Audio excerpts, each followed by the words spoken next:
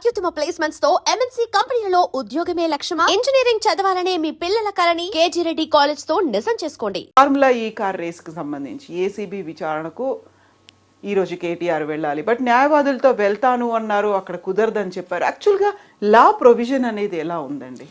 అంటే తీసుకుపోకూడదని ఎక్కడా లేదు. అయితే ఒకవేళ ఆబ్జెక్షన్ చేసినట్టయితే కోర్టు పోయి డైరెక్షన్ తెచ్చుకోవచ్చు. ఓకే, ఎవరు? కేటీఆర్ గారు లాయర్ ద్వారా ఎంక్వైరీ జరపాలి. ఎందుకంటే నేను వాళ్ళని నమ్మడం లేదు. ఇంతకుముందు మా ఎమ్మెల్యే నరేందర్ రెడ్డి విషయంలో ఆయన అనని మాటలను కూడా అన్నట్టుగా స్టేట్మెంట్ రికార్డ్ చేసి ప్రెస్కి ఇచ్చారు. దానివల్ల ఎంక్వైరీ తర్వాత జరుగుతుంది. ముందేంటంటే అప్రతిష్ట పాలవుతారు.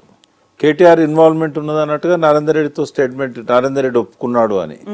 కాబట్టి ఆ సంతకాలు ఎక్కడ లేకున్నా కూడా సంతకాలు చేసినా కూడా చెల్లవు. అవి పోలీసుల ముందు ఇచ్చే ఏ కన్ఫెషన్ కూడా లీగాలిటీ ఉండదు. బట్ వాళ్ళు ఈ రకంగా రేపు ఎవరన్నా మీడియా వాళ్ళు పోయి కేటీఆర్ను విచారించారు, ఏం చెప్పారు అన్నప్పుడు ఈయన అన్నని మాటల్ని కూడా అన్నట్టుగా వాళ్ళు చెప్పొచ్చు. వాళ్ళ పోలీసులది కూడా ఎట్లుందంటే మింగలేని కక్కలేని పరిస్థితే ఉన్నది. ఎందుకంటే పైనుంచి వాళ్ళ మీద ఉన్న ఒత్తిళ్ళు అలాంటివి. కొంతమంది పూర్తిగా అంటే తమ బాధ్యతలను ఎలా నిర్వహించాలనే దాని పట్ల కూడా ముఖ్యమంత్రి ఏది చెప్తా చేద్దాం మనకేందన్నట్టుగా వాళ్ళు వ్యవహరిస్తున్నారు.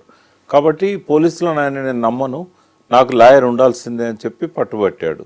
అయితే పర్టికులర్ కేసు టు కేసు మనం చూసినట్టయితే ఈ కేసులో అసలు విచారణే అనవసరం. ఎందుకంటే కేటీఆర్ ఆయన ఒక సంతకం పెట్టాడు తప్ప ఫైల్ అంతా నడిపించింది అరవింద్ కుమార్ గారు, ప్రిన్సిపల్ సెక్రటరీ. డిపార్ట్మెంట్ ఇన్వాల్వ్మెంట్ ఉంది. అక్కడ ఎక్కడ కూడా మనీ కేటీఆర్ అకౌంట్లలోకి రాలేదు. డాక్యుమెంటరీ ప్రూఫ్స్ అన్నీ కూడా గవర్నమెంట్ దగ్గరనే ఉన్నాయి. ఏ చిన్న కాగితం కూడా కేటీఆర్ పెట్టుకోలేదు, అవసరం కూడా లేదు ఆయనకి. ఇదంతా ఫైల్ ట్రాన్సాక్షన్స్ అన్నీ కూడా గవర్నమెంట్లో ఉన్నప్పుడు, హెచ్ఎండిఏలోనే అన్నీ ఉన్నప్పుడు ఎందుకు విచారించాలి? అలా అవినీతి నిరోధక శాఖ ఇన్వాల్వ్మెంటే అవసరం లేదు. ఈ విషయాలన్నిటి మీద మీడియాలో జరిగిన చర్చ కంటే 10 రెట్లు ఎక్కువగా హైకోర్టులో జరిగింది. జరిగినప్పుడు ఏసీబీ అనేక సార్లు వాళ్ళు సమయం తీసుకొని వాళ్ళు చెప్పాల్సిన విషయాలన్నీ, అడగాల్సిన విషయాలన్నీ హైకోర్టులో వాళ్ళు చెప్పారు. డిఫెన్స్ లాయర్గా కేటీఆర్ గారు అడ్వకేట్ కూడా సుప్రీంకోర్టు నుంచి కూడా వచ్చి మీరు రకంగా అరాజ్ చేసినట్టయితే ప్రతి సంతకాన్ని సస్పెక్ట్ చేయొచ్చు. రిలీజ్ చేసిన ప్రతి ఫండ్ను దీని వెనకాల ఏమన్నా అవినీతి కోణం ఉందేమో అని చెప్పి అనుమానపడే అవకాశం ఉంటుంది. ఇట్లా చేస్తే కనుక ఏ మంత్రి పనిచేయలేడు, ఏ మంత్రి సంతకం పెట్టలేడు, ఇదేం ప్రాక్టీస్ అని చెప్పేసి ఆయన తిట్టిపోయింది వచ్చి. ఇవాళ ఆర్గ్యుమెంట్స్ అన్నీ అయిపోయినాయి. కొత్తగా ఏసీబీ అడిగేదేం లేదు, డిఫెన్స్ లాయర్ చెప్పాల్సిందేం లేదు. రిజర్వ్ ఉంది, ఆర్డర్ పెండింగ్ లేదు, ఓన్లీ రిజర్వ్ ఫర్ జడ్జిమెంటే ఉంది. మరి అటువంటప్పుడు ఇంకా ఏం అడిగేది ఉంది? ఒకవేళ అడగదలుచుకుంటే ఎందుకు వాళ్ళు లాయర్ని అలౌ చేయకూడదు? లాయర్ ఉంటే వాళ్ళకు వచ్చిన ఇబ్బంది ఏంది? రికార్డ్స్ తెమ్మన్నారు, రికార్డ్స్ ఆయన దగ్గర ఏముంటాయి?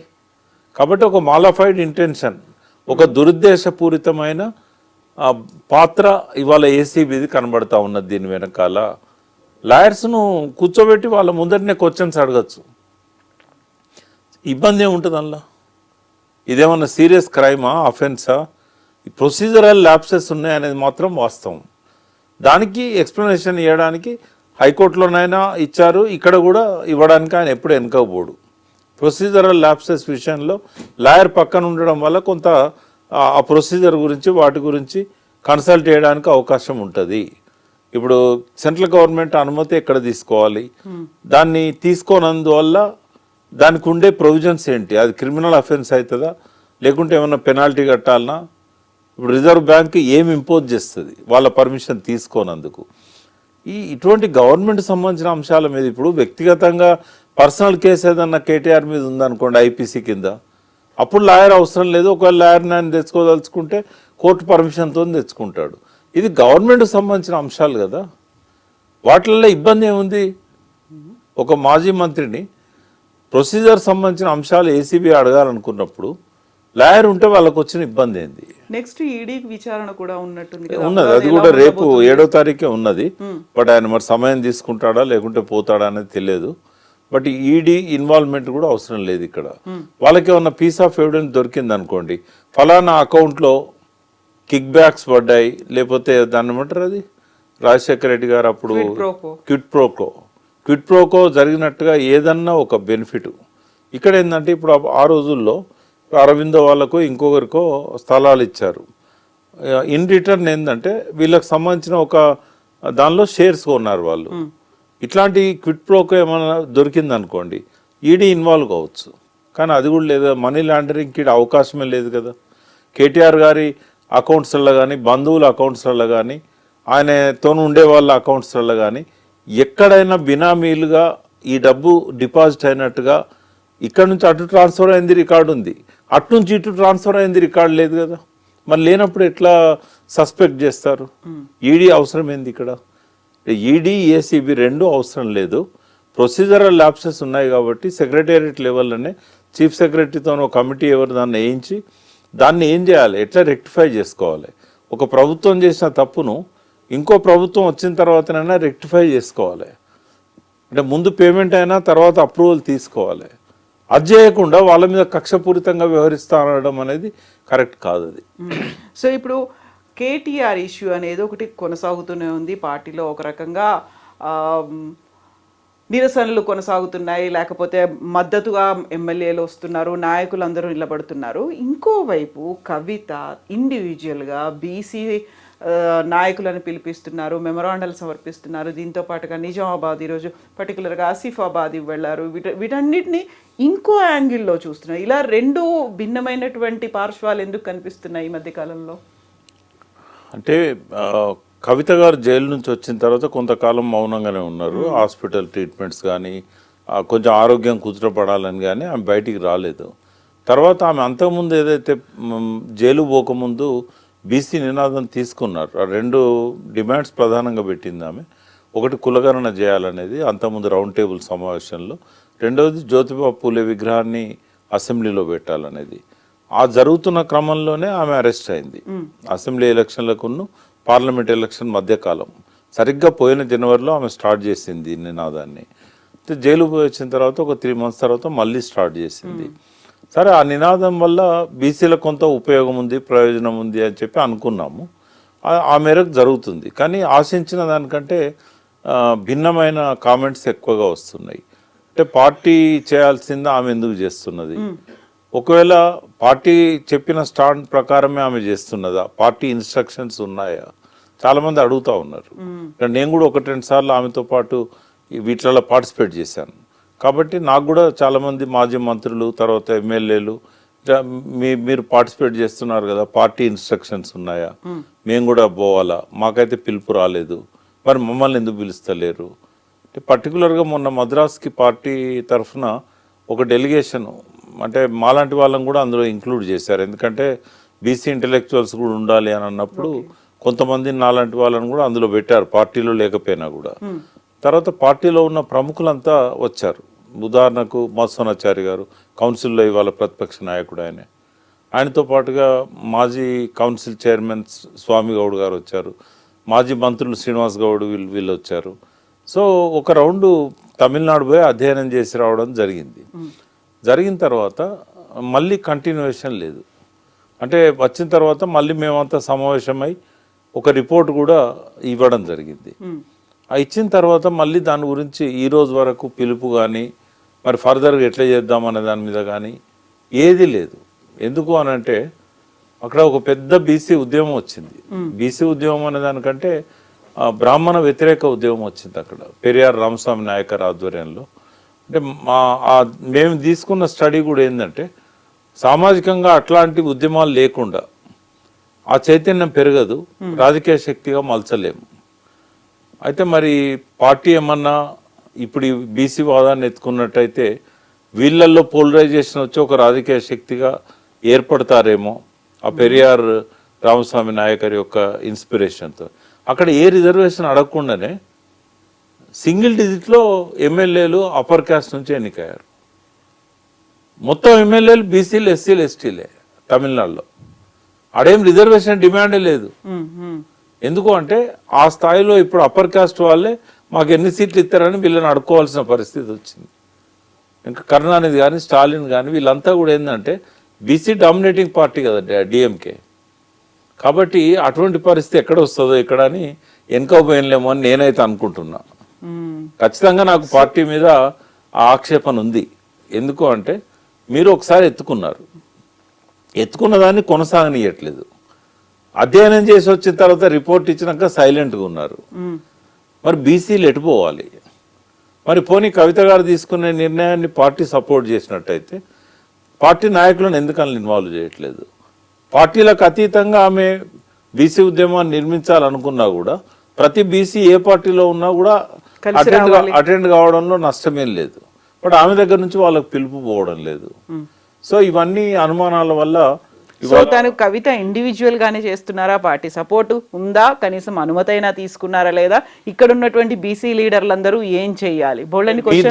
మీ ద్వారా నేను చెప్పాలనుకున్నది ఏంటంటే ఆమెకు పార్టీ ఇన్స్ట్రక్షన్స్ లేవు, పార్టీ దాన్ని ఎత్తుకోలేదు, ఆమె నువ్వు పోయి కండక్ట్ చేయమని చెప్పలేదు.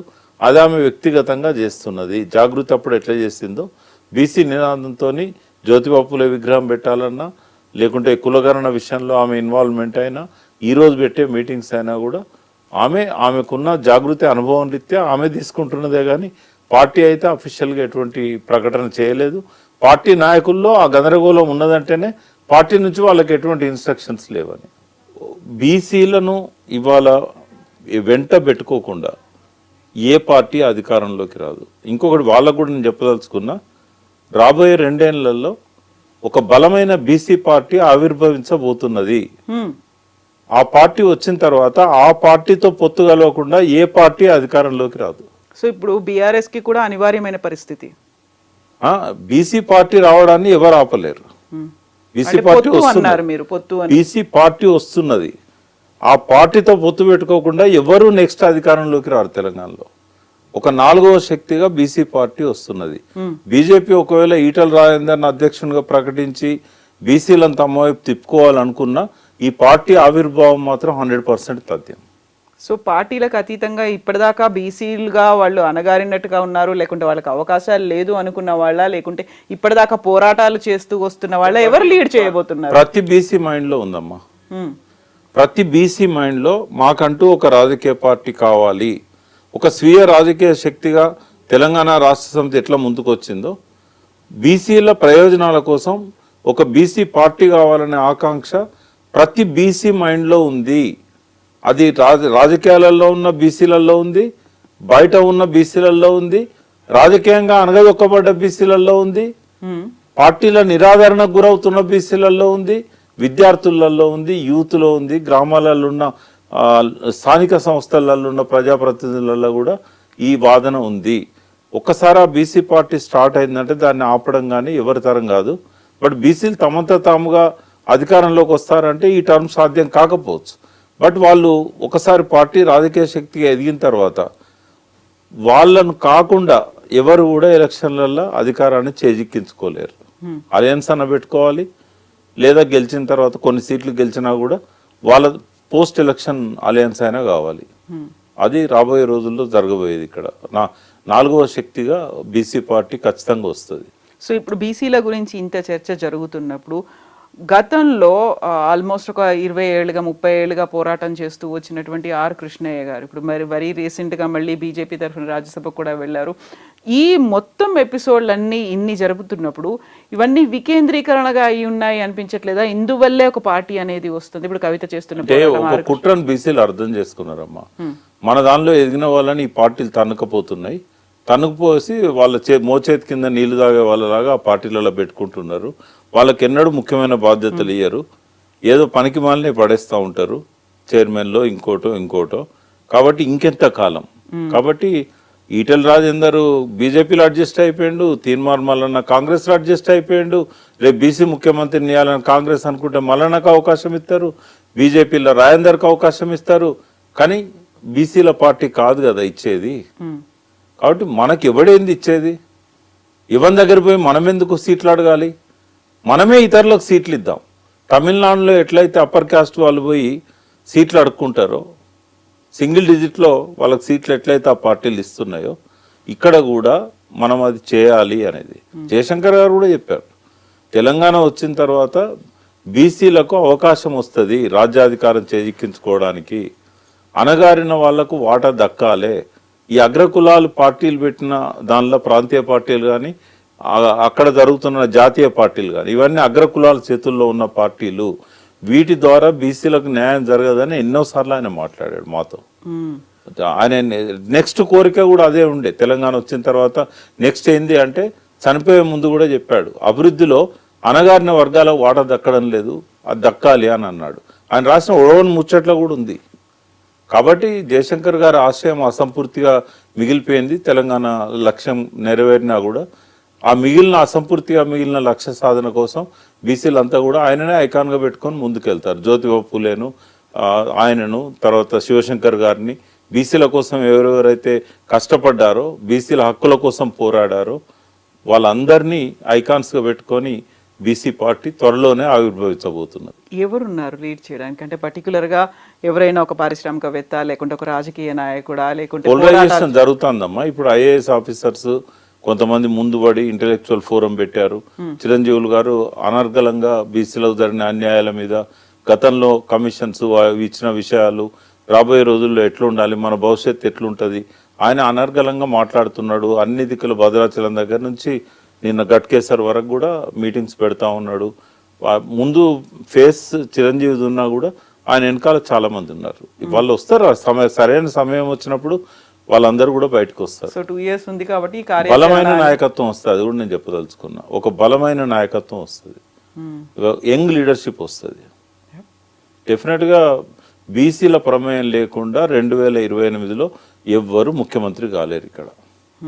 సో ఒక ఇంట్రెస్టింగ్ అంశం. ఇన్ని రకాల అంశాలు అనేవి కనిపిస్తున్నాయి. ఒకవైపు కేటీఆర్కి సంబంధించి అరెస్ట్ అంశం కావచ్చు, కవిత అనే తన ఇండివిజువల్గా తిరుగుతున్నారు, జిల్లాల వారీగా తిరుగుతున్నారు, ఇవన్నీ అనుకున్నప్పుడు కేసీఆర్ ఎక్కడున్నారు అనేది ఇందులో ప్రధానంగా కనిపిస్తోంది. మాజీ ప్రధానమంత్రి మన్మోహన్ సింగ్ మరణం తర్వాత స్పెషల్ అసెంబ్లీ సెషన్ని 1 day కోసం ఏర్పాటు చేశారు. అదే ప్రధానమంత్రి క్యాబినెట్లో కేసీఆర్ కార్మిక శాఖ మంత్రిగా పనిచేశారు. వాళ్ళిద్దరి మధ్య అసోసియేషన్ బాండ్ అనేది ఉంది అని రావు సాబ్ అని పిలుస్తారు. ఇన్ని అయినప్పుడు కూడా కేసీఆర్ ఎందుకని అటెండ్ అవ్వలేకపోయారు ఆ సెషన్ని? అదే ఆయన విషయంలో అది ఒక పెద్ద పొరపాటు అని నేను అనుకుంటున్నా. ఒక మంచి అవకాశం వచ్చింది ఆయన అసెంబ్లీకి రావడానికి. అప్పుడు నాన్ కాంట్రవర్షియల్ కదా. ఆయన స్మరణ కోసం పెట్టుకున్న, సంస్మరణ కోసం పెట్టుకున్న మీటింగ్లో ఎవరు కేసీఆర్ని అగౌరవపరచరు కదా. బడ్జెట్ నడుస్తున్నప్పుడు ఎట్లయితే గవర్నర్ గారు ఉన్న సభలో వారు వచ్చి కాసేపు కూర్చొని వెళ్ళిపోయాడు కదా గవర్నర్. అప్పుడు బడ్జెట్ సమయం, బడ్జెట్ ప్రసంగం జరుగుతున్నప్పుడు, బట్టి గారు బడ్జెట్ ప్రసంగం చదువుతున్నప్పుడు వచ్చి కాసేపు కూర్చొని పోయారు. మొన్న మంచి అవకాశాన్ని జారవిడ్చుకున్నారు. ఎందుకంటే చాలా హుందాగా ఉండేది. అన్నిటికంటే ఎక్కువగా తెలంగాణ ఇచ్చిన ప్రైమ్ మినిస్టర్ ఆయనే. రాజ్యసభలో వెంకయ్యనాయుడు అడుగడుగున అడ్డుపడాలని ప్రయత్నం చేసినప్పుడు వెంకయ్యనాయుడు నోరు నొక్కి తెలంగాణ బిల్లు పాస్ చేయడంలో మన్మోహన్ సింగ్ది కూడా ఇంపార్టెంట్ రోల్. కానీ మన్మోహన్ సింగ్ సంస్మరణ ఆయన చెప్తే చాలా అద్భుతంగా ఉండేది. ఎందుకంటే ఆయనకున్న లాంగ్ అసోసియేషన్ కానీ, మన్మోహన్ సింగ్ ఇచ్చిన సహకారాన్ని కానీ ఆయన చెప్పాల్సి ఉండే. బట్ ఆ మంచి అవకాశాన్ని ఆయన పోగొట్టుకున్నాడు. కొన్నిసార్లు మళ్ళీ తిరిగి రావు అవకాశాలు. బట్ స్పీకర్ గారు స్వయంగా ఫోన్ చేసినా కూడా తను రాలేదు అని అంటే అదొక తప్పిదం. అది రెండవది ఏంటంటే ప్రజలంతా కూడా ఇంతకాలం సరే ఒక 1 year పాటు రేవంత్ రెడ్డికి టైం ఇవ్వడానికి ఇప్పుడే ఎందుకు విమర్శించాలని చెప్పి ఆయన రాలేదు అని అర్థం చేసుకున్నారు. మేము కూడా అన్నాం, విశ్లేషణ కూడా చేసినాం. ఒక 1 year అయిన తర్వాత ఆయన బయటకు వస్తాడు అని చెప్పి. సో ఇప్పుడు ఆయన మీద చాలా పదునైన విమర్శలు వస్తున్నాయి. బండి సంజయ్ గారు ఇవాళ పేపర్లో చదివాను నేను. ఆయన ఏమన్నాడు, ఫామ్ హౌస్లో పడుకునే ప్రతిపక్ష నాయకునికి ఆ హోదా ఎందుకు అన్నాడు. అంటే ఈ విషయంలో ఎవరు ఎన్కౌంటర్ చేయగలుగుతారు? నువ్వు రాదలుచుకున్నప్పుడు నీకు ఆ హోదా అవసరం లేదు. ఒకవేళ ఆ హోదా నువ్వు పెట్టుకోవాలనుకుంటే ఇప్పటికైనా బయటికి రావాలి. సరే, ఆయన ఏదో April 27 నాడు వార్షికోత్సవం ఉంటుంది కాబట్టి తెలంగాణ రాష్ట్ర సమితి ప్లీనరీ లాగా చేస్తా అంటే ఆ విషయంలో కూడా భారత రాష్ట్ర సమితి ఆవిర్భావ దినం అది కాదు. మరి తెలంగాణ రాష్ట్ర సమితి ఆవిర్భావ దినాన్ని చేస్తారా, భారత రాష్ట్ర సమితి ఆవిర్భావ దినాన్ని చేస్తారా? వాళ్ళే ఆలోచించుకోవాలి. పేరు మారుస్తారా, పేరు మళ్ళీ మారుస్తారా? ఆ విషయంలో క్లారిటీ ఇవ్వాలి. ఒకవేళ April 27 నాడే వారు ఆవిర్భావ సభ చేసి దానిలో కేసీఆర్తో ప్రసంగం పెట్టిస్తారా? అట్లా పెట్టించినట్టయితే మళ్ళీ తెలంగాణ రాష్ట్ర సమితినే రివైవ్ చేస్తారని చెప్పి ఒక మెసేజ్ ఇచ్చినట్టు కూడా ఉంటుంది. బట్ అప్పటిదాకా ఓపికతో ఫామ్ హౌస్లో ఉండాలని నేనైతే అనుకోవడం లేదు. ఆయన ఎంత తొందరగా వీలైతే అంత తొందరగా బయటికి రావాలి. జరుగుతున్న వాటి మీద ఆయన అసెంబ్లీలో కూర్చోడా అనే దానికంటే కూడా మీడియా ముందుకు రావాలి, ప్రజల ముందుకు రావాలి, ప్రజల సమస్యలను అధ్యయనం చేయడానికి ఆయన యాత్రలు చేయాలి, ప్రజలను కలవడానికి యాత్రలు చేయాలి, ఆయన చేసిన తప్పులను కూడా ప్రజల ముందు ఒప్పుకోవాలి. నేను క్షమాపణ చెప్పమని అడగా, ఎందుకంటే ఇది టవరింగ్ పర్సనాలిటీ, తెలంగాణ ఇచ్చిన ఒక అందరికీ ఆరాధ్యుడైన వ్యక్తి. ఆయన స్థాయిని ఏమాత్రం తగ్గియొద్దు. బట్ ఆయన ఏమన్నా పొరపాట్లు చేసినట్టయితే ప్రజల ముందుకు వచ్చి ప్రజలు చేసిన తప్పును ఆయన చెప్పాడు, ప్రజలు తప్పు చేశారు, నన్ను ఓడించారు, మరి నువ్వు చేసిన తప్పులు కూడా ప్రజలకు చెప్పాలి కదా. ఇప్పటికి కూడా కాళేశ్వరం మీద, విద్యుత్ కమిషన్ చేసే ఎంక్వైరీల మీద ప్రజలకు క్లారిటీ ఇవ్వాల్సింది ఆయనే. మొన్న అసెంబ్లీలో ధరణి మీద అనేక రకాల వ్యాఖ్యానాలు చేశారు రేవంత్ రెడ్డి గారు. ఎవరైనా సమాధానం చెప్పారు? ప్రజలు నమ్ముతారు కదా ఒకవేళ మీరు కౌంటర్ చేయకపోతే. ఎవరు సమాధానం చెప్పాలి? అది హరీష్ రావు గారు, కేటీఆర్ గారు కాదు చెప్పాల్సింది. ఆనాడు రెవెన్యూ మంత్రిగా ఉన్న ముఖ్యమంత్రి గారు చెప్పాలి. మొదటి టర్మ్లో ఆయన లేడు రెవెన్యూ మంత్రిగా, రెండో టర్మ్లో రెవెన్యూ మంత్రి ఆయనే కదా, సాగునీటి శాఖ మంత్రి ఆయనే కదా, మరి అది చెప్పాలి కదా. మరి అది మీడియా సమావేశంలో పెట్టాలి, లేదా తన ఓన్ ఛానల్తో ఒక వీడియో రికార్డ్ చేయించైనా రిలీజ్ చేయాలి. నేనేం చేయను అంటే కొంతకాలం తర్వాత నేను ప్రజలు మర్చిపోతారు, తెలంగాణ సాధకునిగా నేను గుర్తుపెట్టుకుంటారు. కానీ యాక్టివ్ పాలిటిక్స్లో నువ్వు లేకపోతే కన్మరుగైపోతావు కదా. పార్టీ క్యాడర్లో కూడా ఉంది అది. చాలా మంది అంటే ఇదివరకు నేను సన్నిహితుని ఉన్నాను కాబట్టి చెప్పుకుంటారు, మీరన్నా చెప్పొచ్చు కదా అని. నేనేం చెప్పినా మీడియా ద్వారానే చెప్పదలుచుకున్నాను, ఎందుకంటే నాకు కూడా అక్కడ అవకాశం లేదు, ఎంట్రీ లేదా అసలు. వారు పిలిస్తే నేను పోతా అని చెప్పాను, వారు ఒకసారి రమ్మన్నారు. ఆ టైంలో ఎందుకో హరీష్ రావు గారితో కలిసి రమ్మన్నారు, ఆయన కుదరలేదు. మళ్ళీ నన్ను ఎప్పుడు వాళ్ళు పిలవలేదు. పిలిస్తే నేను మాట్లాడతాను. ఆయన ఇంకోటి ఏంటంటే ఆయనకు సలహా ఎవరు ఇవ్వాల్సిన అవసరం లేదు, ఆయన ఆలోచించగలుగుతాడు. కానీ కమ్యూనికేషన్ ప్రాబ్లం ఇక్కడ, కింద ఏం జరుగుతుందో ఆయన దాకా పోవడం లేదు. ఎవరన్నా మీడియాలో మాట్లాడితేనే కింద ఇట్లున్నది అనేది ఆయనకు తెలిసే పరిస్థితి ఉన్నది.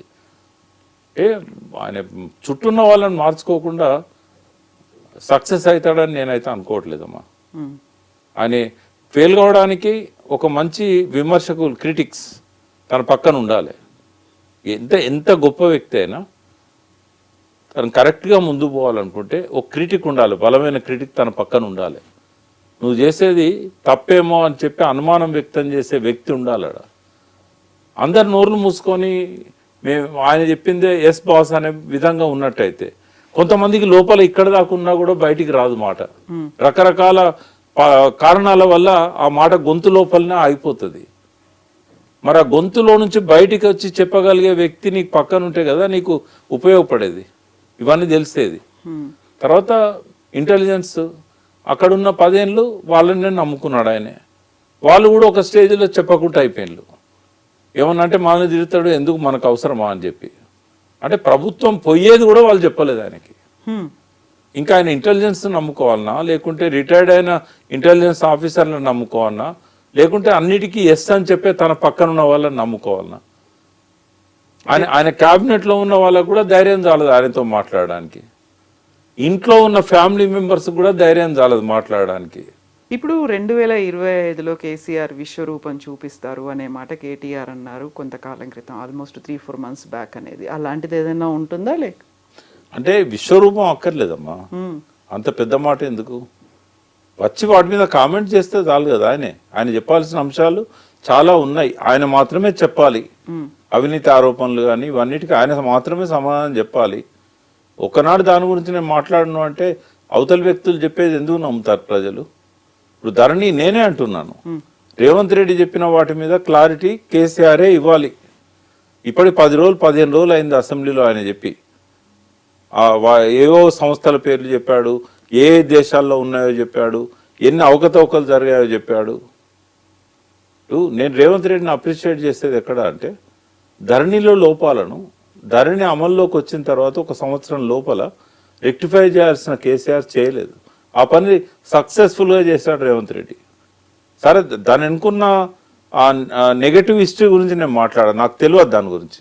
కేసీఆర్ గారు బయటకు వచ్చి చెప్తే తప్ప రేవంత్ రెడ్డి చెప్పింది అబద్ధమా నిజమా నాకు తెలియదు. బట్ నాకు తెలిసింది ఏంది ఒక లాయర్గా అంటే, ధరణిలో అనేక లోపాలు ఉండే, ఆ లోపాలు ఎందుకు సరి చేయలేకపోయినారు 2-3 సంవత్సరాలు. తర్వాత ధరణి ద్వారా చాలా అవకతవకలు జరిగినాయి అనేది ఆయన ఎవిడెన్స్ తెస్తో సహా చెప్తున్నాడు. అప్పుడు రంగారెడ్డి కలెక్టర్గా ఉన్న అమయ్ కుమార్ నా మంచి స్నేహితుడే, నా స్నేహితుని కొడుకు. బట్ ఆయనను కూడా ఈడీ విచారణ పేరుతో తీసుకుపోయింది, ఏమైంది ఎవరికి తెలియదు. మరి కొన్ని లక్షల ఎకరాల భూములు తారుమారైనాయని ఆరోపణ చేస్తున్నాడు. సిరిసిల్లలో కూడా అయినాయని సర్వే నంబర్లతో సహా బయట పెడుతున్నాడు. మరి దానికి ఎవరు సమాధానం చెప్పాలి? ధరణి విషయంలో మాత్రం రేవంత్ రెడ్డి అప్పర్ హ్యాండ్ అయింది. ఇవాళ కేసీఆర్ కానీ కేటీఆర్ కానీ ఎవరు కూడా వాటికి సమాధానం చెప్పలేని పరిస్థితిలో ఉన్నారు. ఇట్లా కంటిన్యూ అయిందనుకోండి, రేవంత్ రెడ్డి తనకు ఇదివరకు ఉన్న నెగటివ్ని పోగొట్టుకోగలుగుతాడు, కేసీఆర్ తనకు లేని నెగటివ్ని తెచ్చుకోగలుగుతాడు. విశ్వరూపం అక్కర్లేదు, విషయాల మీద కామెంట్ చేస్తే చాలు. సరైన టైంలో స్పందించి తర్వాత అంతకుముందు మేమందరం ఎవ్వరం ఏమి ఇచ్చిన సలహాలు కూడా ఆయన స్వీకరిస్తలేడు. ఉద్యమకాలం పిలుచుకోమని చెప్పాం. మళ్ళీ 2001లో ఉన్న వాళ్ళతోని తను పిలిపించుకొని వాళ్ళ భోజనం పెట్టి కాసేపు మాట్లాడి, మిమ్మల్ని నేను పట్టించుకోలేకపోయినా ఏ కారణాలు చెప్పాలి, రీయూనియన్. కొంతమంది అన్నట్టుగా నేనేం క్షమాపణలు చెప్పమనా, నేను మిమ్మల్ని ఈ కారణం వల్ల నేను దగ్గర తీయలేకపోయినా, ఒకవేళ అది నా పొరపాటు అయితే మళ్ళీ నేను రిపీట్ చేయను. ఏం పరాయి వాళ్ళ తెలంగాణ ఉద్యమకారులు లేకుండానే ముఖ్యమంత్రి అయ్యా? ఈ విషయాల మీద ఆయన క్లారిటీ ఇవ్వాలి. ఎప్పుడో ఒకసారి తప్పదు. మళ్ళీ తన పోయిన ప్రభను తిరిగి పెంచుకోవాలన్నా తెచ్చుకోవాలన్నా ఉద్యమకారులను ఇగ్నోర్ చేస్తే అయితే సాధ్యం కాదు.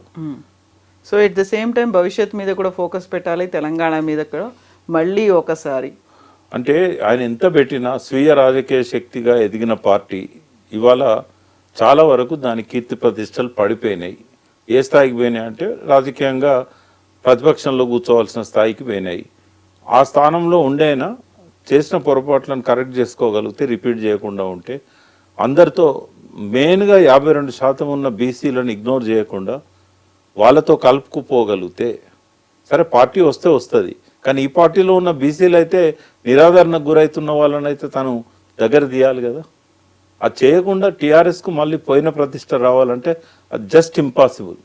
వీళ్ళు ఎంత హరీష్ రావు గారు కానీ, కేటీఆర్ గారు కానీ, కవిత గారు కానీ, ఆ పార్టీ నాయకులుగా వాళ్ళు ఎన్ని రకాల ప్రయత్నాలు చేసినా బీసీలలో ఉన్న అసంతృప్తి జ్వాలలను ఆర్పడం అనేది వాళ్ళకి సాధ్యం కాదు. అలా ఎవరో ఒక ఇండివిజువల్ గా కాకుండా పార్టీ పరంగా ఒక డెసిషన్ తీసుకోవాలి. అధ్యక్షుడిగా ఒక నిర్ణయాన్ని ప్రకటించాలి. ఇప్పుడు 2 పార్టీలు గుర్తించాయి కదా, ఆయన బీసీని ముఖ్యమంత్రి చేస్తా అని. ఇప్పుడు రాజేందర్ను ఆ పార్టీ అధ్యక్షుడిగా చేయాలనే ఆలోచనలో వాళ్ళు ఉన్నారు. బీసీలు అంతా ఎక్కువ భాగం వాళ్ళతో ఉన్నారు అనేది వాళ్ళ ఫీలింగ్. అది లేదు, మేము కూడా బీసీల పక్షమే అని చెప్పి కులగణనకి వాళ్ళ ఏకసభ్య అది డెడికేటెడ్ కమిషన్ వేసి ఇంటింటికి సర్వే చేయించి ఆ సర్వే అనాలిసిస్ ఇప్పుడు నడుస్తూ ఉన్నది. అందులో రేవంత్ రెడ్డి ముందున్నాడు, బీజేపీ చేయని పని నేను చేస్తున్నాను అని. అయితే ప్రజలు మెయిన్గా బీసీలు ఇద్దరిని నమ్మడం లేదు. టీఆర్ఎస్ మీదనో ఇంతకుముందే నమ్మకం పోయింది. ఎందుకు అంటే దాదాపు 7-8 లక్షల అప్లికేషన్స్ వస్తే ఎవరికి లోన్లు ఇవ్వలేదు. స్కాలర్షిప్స్ కూడా, ఓవర్సీస్ స్కాలర్షిప్స్ కూడా అంతంత మాత్రం ఇచ్చారు. బీసీలను వాళ్ళకి ఇస్తానని ప్రామిస్ చేసిన ఎన్నికల ప్రణాళికలో పెట్టిన బడ్జెట్ను కూడా ఏటా 5,000 కోట్లు ఇస్తామన్నారు. అంటే దాదాపు 50,000 కోట్లు బీసీలకు పెట్టాల్సి ఉండే, ఏది జరగలేదు. మరి మళ్ళీ వస్తే మాత్రం చేస్తారు అని గ్యారెంటీ ఏంది? కాబట్టి ఇటువంటి సమయంలోనే ఈ 3 రాజకీయ పార్టీలను కూడా బీసీలు నమ్మడం లేదు. నేను వాళ్ళ ప్రతినిధిగా చెప్తున్నాను. సో ఆ వాక్యూమ్ ఉంది, దాన్ని ఫిల్ చేయడానికే మనమే ఒక పార్టీగా ఎదుగుదాము. ఇక ఆపలేరమ్మ ఎవరు, ఎందుకంటే ఈ 3 ఫెయిల్ అయినాయి. ఈ 3 ఫెయిల్ అయిన తర్వాత, ఎందుకంటే బండి సంజయ్ నుంచి కిషన్ రెడ్డి గారిని ఎప్పుడైతే పార్టీ అధ్యక్షులు చేశారో బీసీలో నమ్మకం పోయింది. అందులో పోయిన వాళ్ళు కూడా బయటకు వచ్చారు చాలా మంది. రాజేందర్ను ఇప్పటికే అధ్యక్షునిగా ప్రకటిస్తలేరు. కాబట్టి వాళ్ళు రాజేందర్ను రేపు బీసీ తరఫున ముఖ్యమంత్రి చేస్తారా లేదా అనే విషయంలో కూడా చాలా డౌట్స్ ఆ పార్టీలో ఉన్న బీసీలలో ఉన్నాయి. కాంగ్రెస్లో కూడా అదే పరిస్థితి ఉన్నది. ఈయన కులగణన చేపట్టినా, ఎన్ని మాటలు మాట్లాడినా బీసీలకు ఇప్పుడేమీ ఆయన చేస్తున్నది ఏం లేదు. ఇప్పుడు ఎక్కువగా రైతు బంధు తీసుకునేది బీసీలే. మరి వాళ్ళకేమి వచ్చే పరిస్థితి కనబడతలేదు. ఏదో ఒక సాగు చెప్పి రుణమాఫీలో 48,000 కోట్లు అంచనా వేసి 18,000 కోట్లు ఇచ్చాడు. ఇప్పుడు కూడా అనేక రకాల ఆంక్షలను విధించబోతున్నారు రైతు భరోసాల. కాబట్టి ఈ రెండు పార్టీలను బీసీలు పక్కకు పెడతారు. ఇదివరకే బీఆర్ఎస్ ను పక్కకు పెట్టారు. ఇంకా వాళ్ళకి మిగిలింది ఒక్కటే ఒక దారి, బీసీ పార్టీ పెట్టుకోవడం. కాబట్టి ఇప్పటికైనా వాళ్ళ పార్టీలలో ఉన్న బీసీలను కాపాడుకోవాలంటే, కొత్తగా వచ్చే బీసీ పార్టీలోకి రానియొద్దు అనుకుంటే వాళ్ళు ఆలోచించుకోవాల్సిన సమయం ఇది, అలర్ట్ అవ్వాల్సిన సమయం ఇది. ఎస్ అండి. Thank you so much Prakash గారు. Thank you.